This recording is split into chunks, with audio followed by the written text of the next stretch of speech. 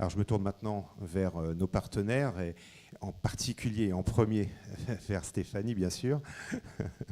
Quelle est ta réaction? Quelles sont vos réactions par rapport au témoignage que vous venez d'entendre en tant qu'intégrateur professionnel du cloud en France?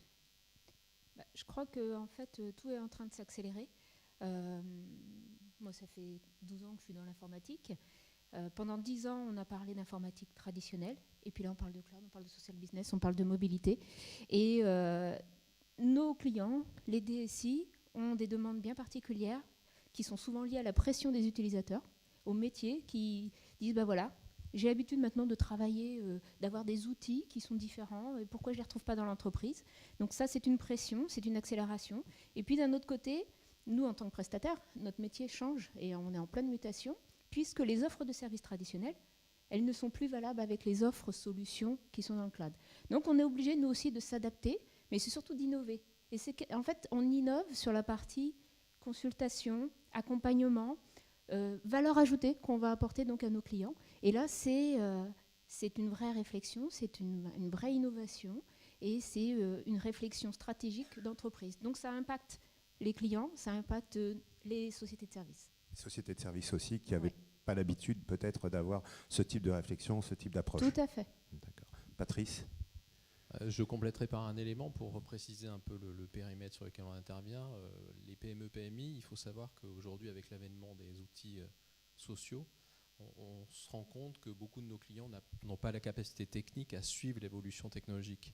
Et c'est un élément important, Monsieur Lavigne l'a cité, en décrivant son architecture Lotus comme ancienne, on se rend compte que beaucoup de clients sont dans ce contexte-là. Comment faire évoluer cette informatique sans consommer trop d'argent, trop de budget, en sachant que l'objectif, ça reste quand même de travailler sur le métier.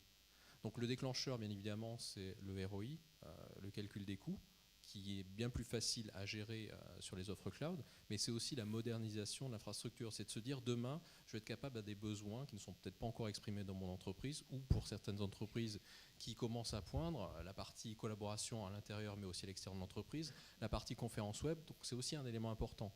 C'est de se dire que je vais pouvoir me recentrer, et ça a été le cas d'un de nos clients LPR, sur l'apport de valeur pour mes utilisateurs, en mettant de côté les activités que je considère comme étant moins importantes. Ceci étant dit, le mail, c'est important, c'est vital, mais c'est vrai que la valeur ajoutée pour une DSI d'investir en termes de temps, en termes de formation, pour monter en compétence sur la prochaine version de Domino ou autre, ou Exchange, pour pas les citer, c'est moins pertinent. Et il est clairement, c'est vraiment un fait constant chez nos clients, c'est cette recherche systématique d'apporter des solutions maintenant et de préparer le futur.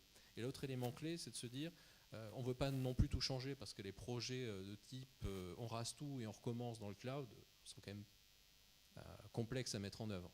Et la notion d'hybride est un élément aussi important dans l'offre, et fort heureusement dans l'offre IBM pour laquelle on est partenaire, c'est de se dire je vais pouvoir avancer à mon rythme, je vais pouvoir intégrer l'existant et commencer avec mes pilotes, commencer avec mes utilisateurs pour les basculer au fur et à mesure et ensuite voir l'emprise sur mon SI. D'accord, donc on vient d'aborder un sujet qui s'apparente aux bonnes pratiques, comment amener petit à petit les utilisateurs à adhérer au projet. Y a-t-il d'autres bonnes pratiques que vous pouvez faire valoir au sens lorsque vous êtes amené à travailler sur des projets de ce type-là, et bien évidemment ensuite les écueils à éviter, quels sont les points qu'il faut surtout éviter? Alors, en termes de bonnes pratiques, je dirais que ça doit être déjà peut-être une réflexion stratégique. Il faut que ça soit une vraie envie de l'entreprise et non pas un effet de mode. Ça déjà, c'est la première des choses. À partir de là, nous, on est là aussi pour les aider à transformer cette stratégie en opportunité à aller dans le cloud. Et donc là, on va les aider justement à construire un plan d'action. Donc ça, c'est vraiment... Alors le plan d'action, il peut être évolutif, il peut être service par service, fonctionnalité par fonctionnalité, mais il faut se donner des objectifs à atteindre au fur et à mesure. Donc aller dans le cloud, mais y aller doucement et être sûr qu'on a fait les bons choix et mesurer quels sont les impacts. Et puis le deuxième point, en tout cas pour nous, Synergie, qui semble important, c'est un projet humain. C'est-à-dire qu'aujourd'hui, la technologie, pour nous, ça représente 10%, et le reste du projet, c'est 90% d'accompagnement. Alors de l'accompagnement technique fonctionnel, de l'accompagnement au lancement du projet, tout au long du projet. Après, avec la mise en place de communautés, puisqu'en fait, on va avoir des impacts sur l'individu qui va changer sa façon de travailler donc, au quotidien. Donc, il faut bien qu'il mesure quel est l'intérêt pour lui d'utiliser la solution qui est dans le cloud.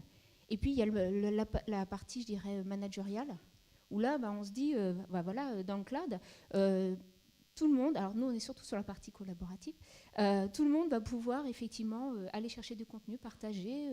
Je n'ai pas cet effet silo, voilà. Je consomme, je publie, donc c'est une vraie culture d'entreprise qu'on est en train de faire évoluer. Donc ça, pareil, on y va. Les nouveaux usages qui sont liés à ce mode de déploiement et des nouvelles fonctionnalités qui vont être mises à disposition des utilisateurs. C'est ça? Les écueils peut-être? Je vais quand même répondre sur la bonne pratique. Oui. Choisir le bon partenaire, c'est un élément clé. S'il s'agisse de synergie, partenaire certifié, bien sûr, ou IC, c'est un point important.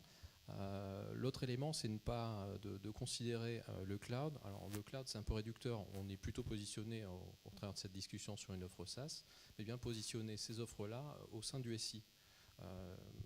Ça doit être traité avec la DSI, parce qu'il y a des problématiques réseau.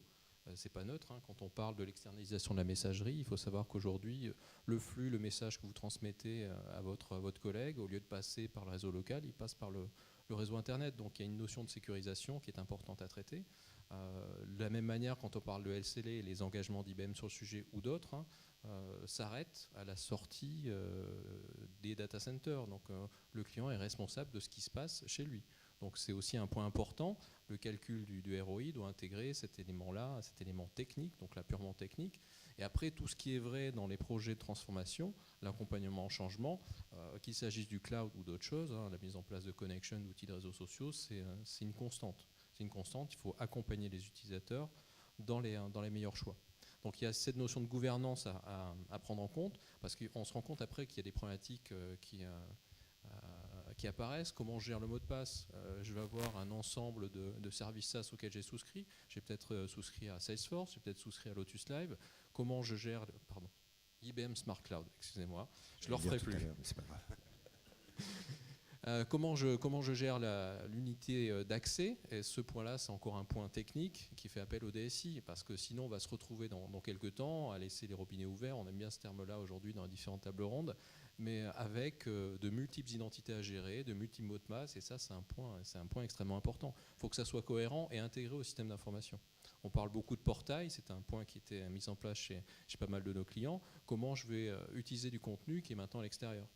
Comment je l'intègre dans mon portail? Parce que la création de valeur, elle se fait non plus simplement dans le SI que je possède, qui est hébergé chez moi, mais dans un silo d'information qui est à l'extérieur. Donc la récupération de cette information. Et aussi un autre élément, c'est tenir compte des contraintes organisationnelles, réglementaires, induites par l'export d'informations hors des murs de l'entreprise. Un vaste sujet, ça aussi. En tant que business partner, en tant que partenaire IBM, qu'est-ce qui vous a poussé à choisir les solutions Smart Cloud for Social Business d'IBM? Alors nous, Synergie Informatique, on est multi-éditeur. Voilà, spécialiste, donc collaboration. Et en fait, IBM nous a proposé, donc, en tant que partenaire, une vision globale, social business, où il y avait effectivement une intégration, que ce soit donc messagerie instantanée, de la collaboration interne ou externe, parce que nous, on travaille énormément sur la collaboration étendue. Et on s'est dit, effectivement, il y a une vision, il y a une logique à amener nos clients vers cette solution, parce que c'est aussi notre crédibilité. Et là, on s'est dit qu'il y avait un vrai challenge. Alors, sur la partie cloud, on voit effectivement que les produits évoluent, qu'aujourd'hui, il y a un certain décalage entre les solutions traditionnelles, on va dire, et puis les solutions cloud, et que ce décalage va disparaître là, bientôt, sur les nouvelles versions. Donc pour nous, l'utilisateur ne se posera même plus la question, est-ce que je suis dans le cloud, chez moi? Voilà, il consommera de la solution, du service, sans se poser de questions, sans se dire, ah ben non, il faut que je lance tel service. Non, ça sera très très simple pour lui. Donc là, je pense qu'il y a une vision, des solutions. Nous, on est là pour accompagner donc, les clients sur ces projets et les structurer dans leur démarche pour réussir justement leur projet cloud ou hybride.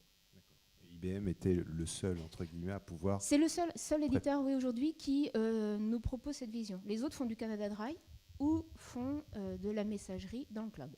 Je vous laisse responsable de ces paroles, Patrice.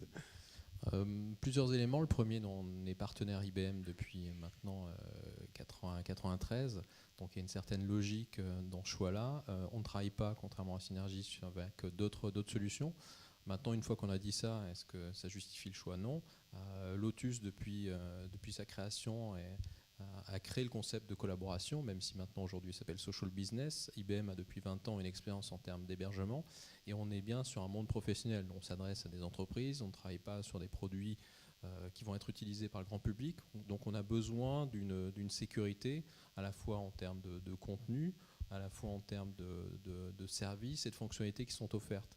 Et ça représente aussi un élément important, ce que j'ai indiqué, le cloud n'est pas tout, c'est un élément important, ça va toucher 20% des entreprises françaises d'ici 2015, c'était les dernières informations que j'avais. Ça veut dire que tout le reste doit rester cohérent. On parlait d'hybride, on a besoin de solutions qui s'intègrent avec l'existant. Et le point fort d'IBM Smart Cloud, c'est aussi cette capacité à consommer de l'information qui va rester dans les murs de l'entreprise et de les faire interagir ces différentes briques. Contrairement à ce qu'on peut avoir avec des pure players comme peut l'être Google. Donc assez souvent quand on est en face de Google ou de Microsoft, le point clé, c'est la reprise de l'existant. Et si on prend le cas de Bonduelle ou de la PAV, chez qui on a signé un projet de transformation avec 7500 utilisateurs, c'était des utilisateurs existants Lotus, avec des versions disparates, mais il n'en reste pas moins que c'est assurer une cohérence, une convergence et proposer des services différents, tout en utilisant la même vision, puisque l'idée aussi, c'est d'avoir la vision Vulcan qui va dérouler au fur et à mesure et arriver dans le cloud sans être obligé de tout changer en termes d'infrastructure technique. Le seul travail de la DSI avec la com, avec la DRH, ça va être d'accompagner les changements.